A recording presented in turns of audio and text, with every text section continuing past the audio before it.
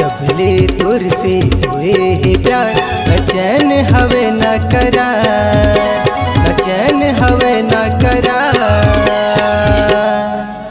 तोर जैसे मोरो हाल हवे मोर दिलदार, तो जैसे मोरो हाल हवे मोर दिलदार। जब ले तोर से हुए है प्यार, जब ले तोर से हुए है प्यार, न चैन हवे न करार, न चैन हवे न करार। तोर जैसे मोरो हाल हवे मोर दिलदार। तोर जैसे मोरो हाल हवे मोर दिलदार।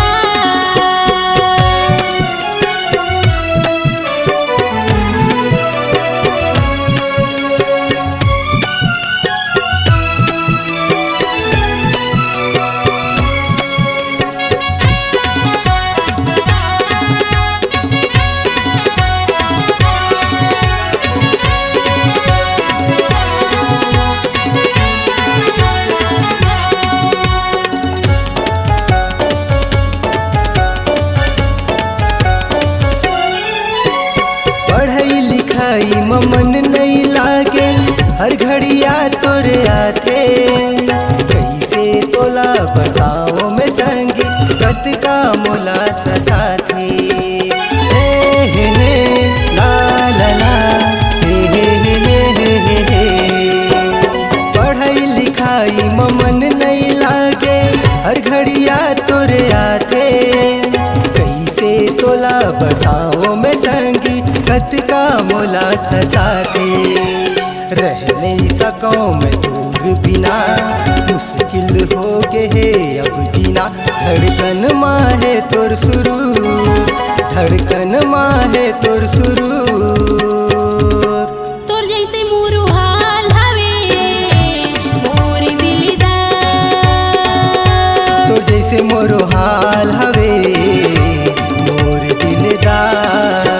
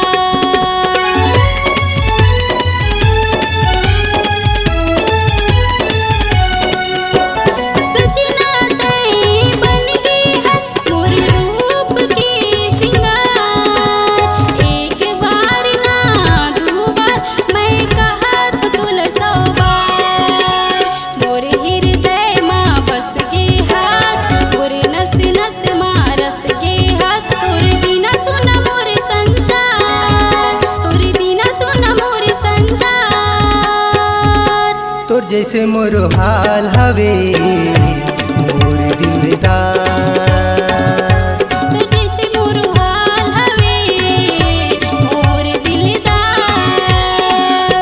ले तोर से हुए है प्यार, जब ले तोर से हुए है प्यार।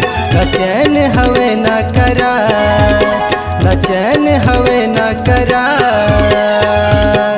तोर जैसे मोरो हाल हवे मोर दिलदार। तोर जैसे मोरो हाल हवे मोर दिलदार। तोर जैसे मोरो हाल हवे मोर दिलदार। तोर जैसे मोरो हाल हवे मोर दिलदार। C-Log Digital Recording Studio, Cordoba. Contact number 99071192115.